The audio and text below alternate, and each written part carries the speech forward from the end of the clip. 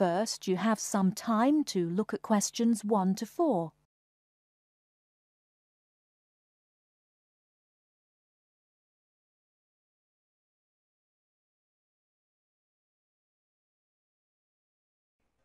Hello. Hello, is that Appleton 363? It is Harding speaking. Oh, I'd like to speak to the secretary of the Arts Club. Yes, speaking. Oh, hello. My name is Frances Drew. I just moved to the area. My classmate and we'd be interested in joining the Arts Club, but we'd like some more information, really. You know, about joining and the sorts of activities you do. Yes, well, what you want's our calendar. Ask at the library. I'll make sure that there are plenty there by Thursday. That's all right for you? Yes, fine, thank you. But would you mind telling me how much it costs to join? Membership fee for an adult is £2.50 per year, of course. What exactly does club membership entitle one to? Entitle you to?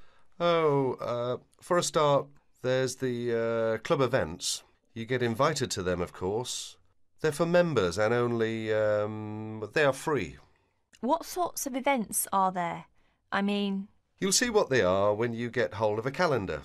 But, well, there's club evening, for instance, once a month, usually Wednesdays from 8 till 10. And whereabouts do you hold them? Club evenings, the beach pavilion. Do you know it? No, I don't think I do. It's not near the seafront, is it? No, up past the tennis courts on Park Avenue. You know where that is. No, I'm afraid I don't. We'd soon find it, though. Quite good. I don't know what your interests are. Music. Got any musical talents? I'm not sure about talents exactly. I like music. We both do. Do either of you sing? Oh, yes. We've both been in choirs. Well, there you are then. The club's got a very fine choir. Very fine. I'm in it myself, as a matter of fact. We have practices every Friday evening. And it's no good just thinking of joining if you can't make the practices. Before you hear the rest of the conversation, you have some time to look at questions 5 to 10.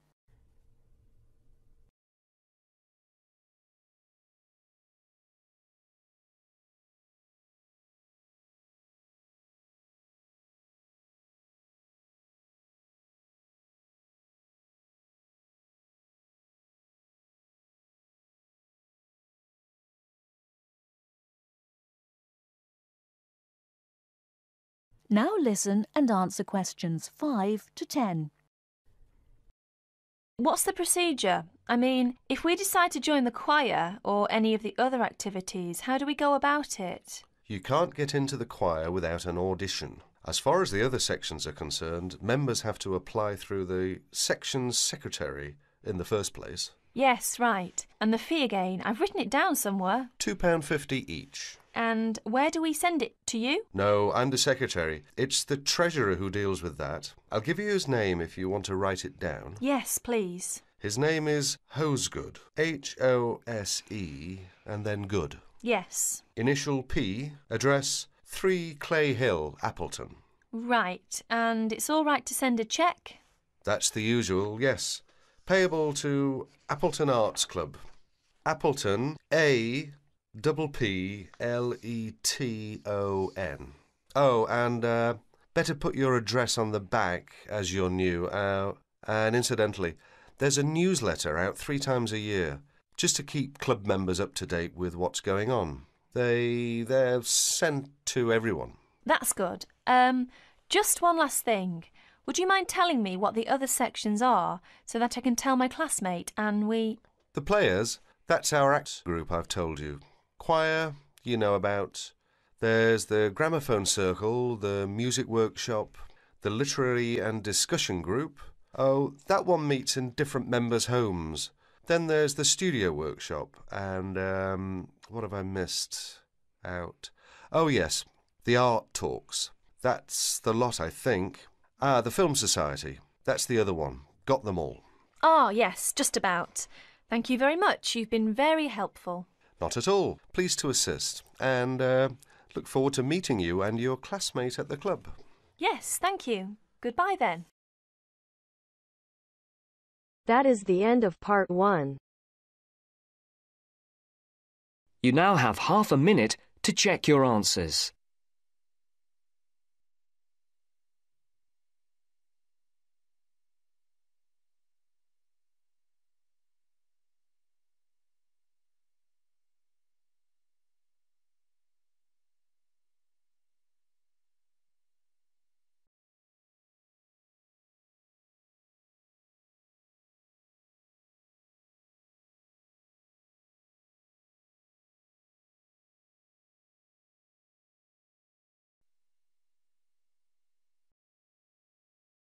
Now turns to part 2.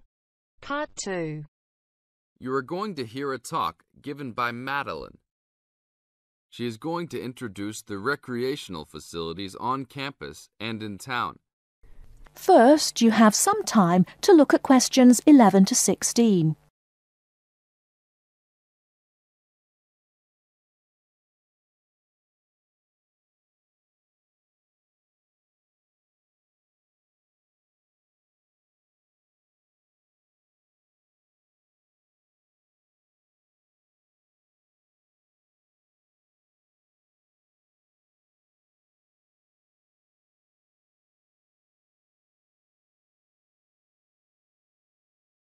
Now, listen carefully and answer questions 11 to 16.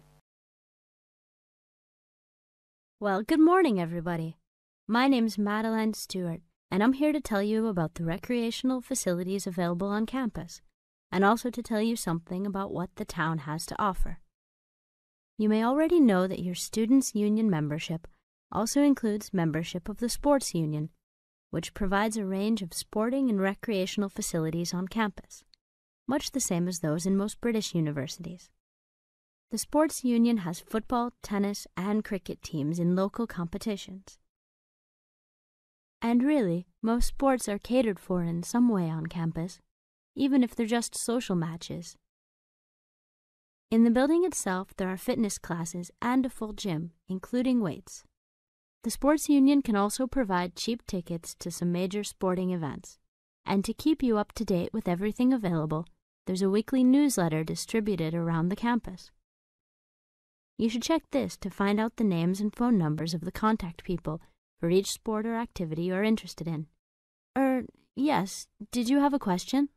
Yes, apart from what you've just said, does the Sports Union offer individual help in any of its activities, for example, in getting fit and healthy? Yes, we do. The Sports Union has a fitness assessment clinic every Friday, staffed by the resident sports trainer, who can provide advice on the best program for you and refer you to various charts.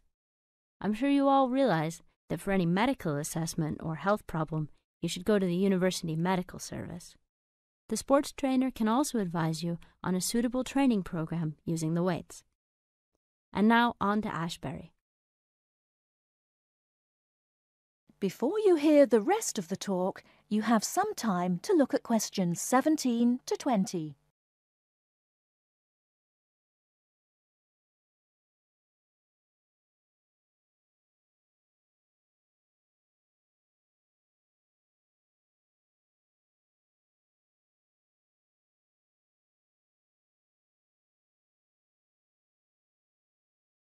Now listen and answer questions 17 to 20. And now on to Ashbury. For a town of its size, Ashbury has some unusually good leisure and sporting facilities, most of which are near the center of town and easily reached by bus from this campus. There's a new, well, almost new, Olympic-sized swimming pool. That's not quite in the central town area, but it's only a 5-minute walk from the bus stop.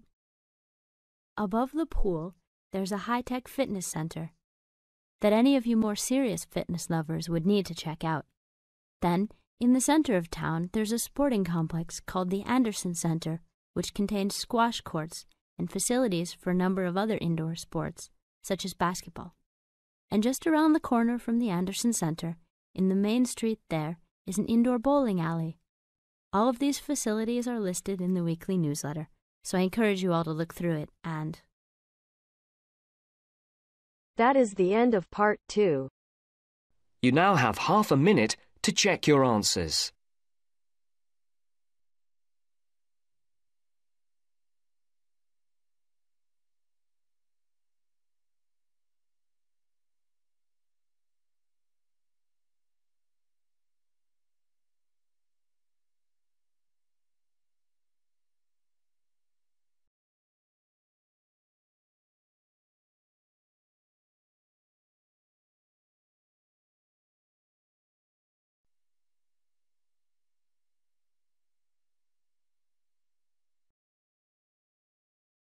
Now turns to part 3.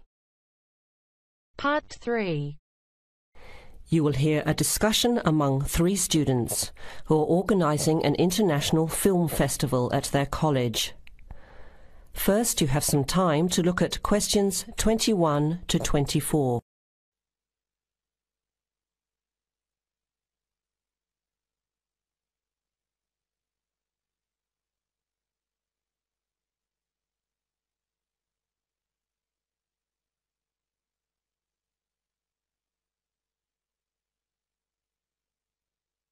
Now listen carefully to the first part of the discussion and answer questions 21 to 24. Thanks for coming to this meeting on such short notice, Anna and Veronica. It looks like we have just become the organising committee for this year's International Film Festival. We've all just met, so perhaps we should start by an introduction with a bit of background from each of us. Okay, I'm Anna. I finished 3 years of a languages degree in Sweden, where I come from. This year I decided to study overseas to get to know a different part of the world. I'm also a big fan of European cinema, especially French and Italian. Those are the languages I majored in, along with English. To me, film is a great way to learn about the rest of the world. I was in the film club at my university, so when I saw the notice asking for volunteers, I thought it would be a good way to meet people and get involved in something I really enjoy. Thanks, Anna. My name is Veronica and I come from Italy. I'm doing graduate studies in English literature. I went to some of the films in the festival last year and enjoyed them. I especially liked the video interviews. That was when I decided to get involved. I used to do film reviews for our student newspaper back home. Hi, I'm Chris from Scotland and I'm in 4th year journalism. Cinema is my hobby. Last year I joined the organising committee just like you have now, and somehow this year I've ended up in charge. I'm actually able to use my coordinating work on the festival towards a credit for one of my courses. I have to write up a report on the festival with recommendations, so that's an extra motivation for me. So I hope this is going to be a good experience for us all. Okay, where would you like to start? How about a general overview of the festival? I don't really know much about it. Well, the film festival was started by International Student Society 5 years ago and has grown every year. It is held over 4 nights during study break, Wednesday to Saturday. Normally we show 3 films a night. Last year we tried to choose films from different parts of the world that fit together in some way, maybe a similar theme. Or we could feature a type of film like action films or science fiction. Now you have some time to look at questions 25 to 30.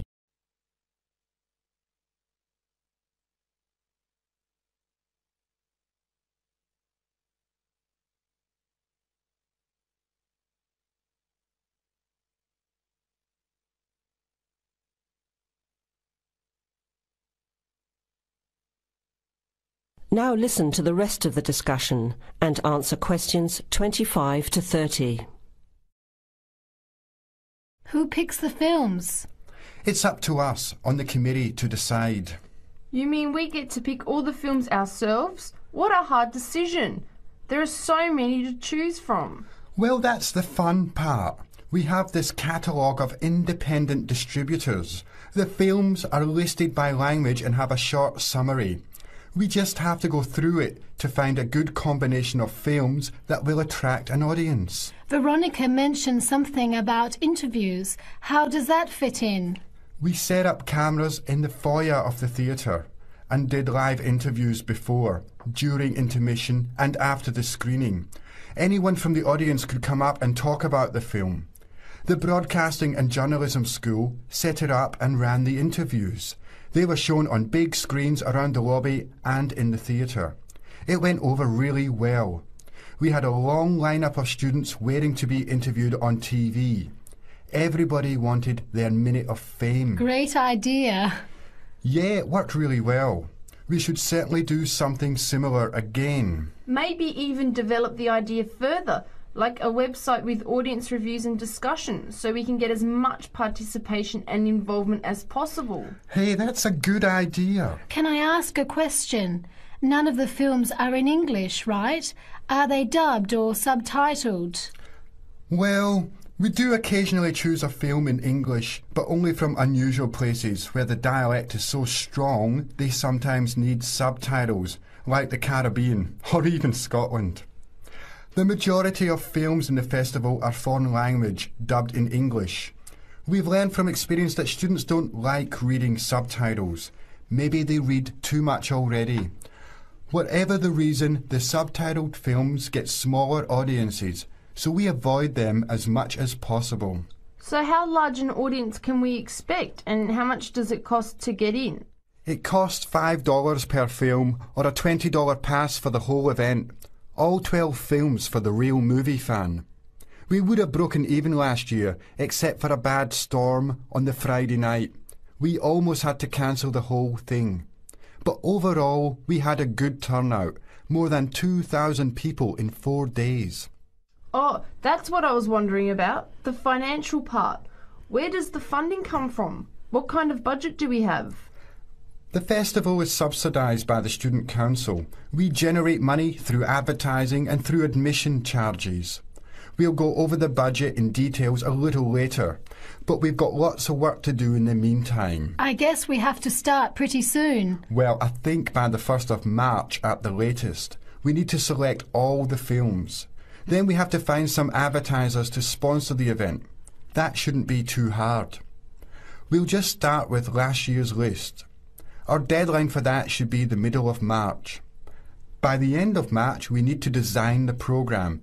Then we can get posters made up and distributed in April. Like you said, we need some clever promotion, something to generate interest and get people talking. We have 4 months to get ready. It should be enough time. OK, where do we start?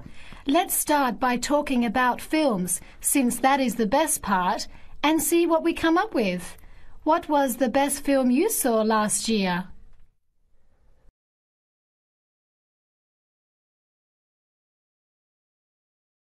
That is the end of part 3. You now have half a minute to check your answers.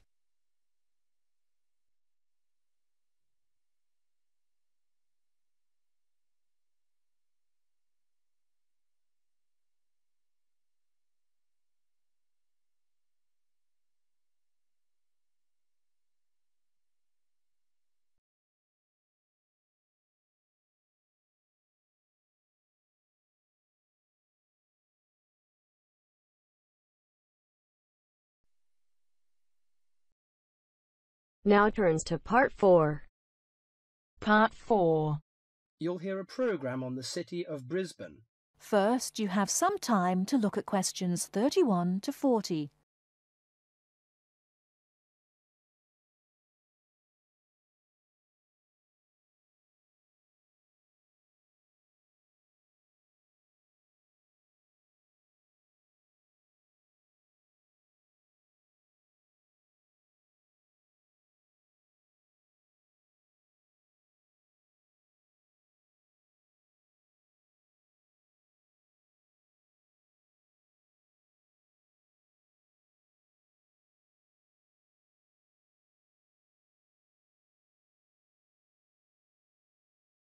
Now listen carefully and answer questions 31 to 40.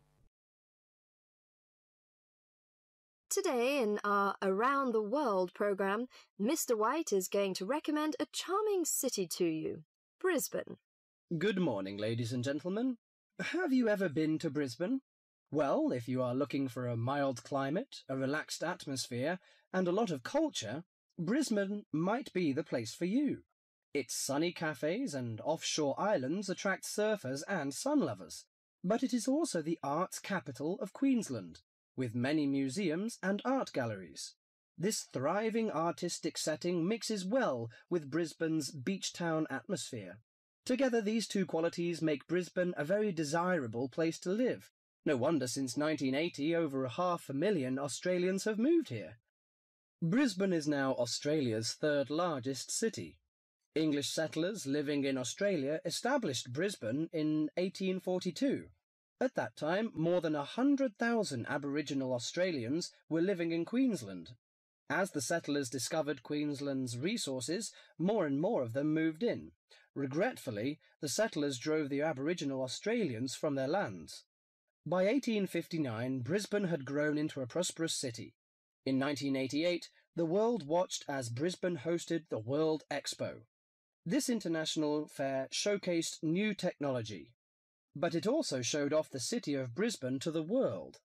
Brisbane also hosts a wide range of events year-round. In April, everyone can enjoy a few laughs at the Comedy Festival, and movie lovers will enjoy a film festival that takes place every August. For 2 weeks in September, there is an outdoor festival of the arts. In October, a music festival draws a large crowd. And in January, you can see Brisbane's most bizarre event. You may be surprised to hear that. The annual cockroach races. That's right, people really do train and race cockroaches. Brisbane's nice climate and compact design makes it easy to explore on foot. Follow the golden arrows in the footpath around the city centre. This will lead you on a tour of Brisbane's historical district. From the city centre, take a boat across the Brisbane River to South Bank. This area is popular for its bike paths, beach and weekend market. Hundreds of artists display their wares at this market. It's a great place to pick up some interesting handicrafts. Well, I think what you must be interested in is the unique native animals. Yes, you shouldn't visit Australia without seeing its trademark animals, the koala and kangaroo. The Lone Pine Koala Sanctuary has both. It is located just outside the city centre in beautiful parkland. You can hold one of the park's 130 koalas or feed the kangaroos. Another quiet refuge from the city is Mount Coot-tha, about 8 kilometres from Brisbane. On a clear day, it offers spectacular views of the city.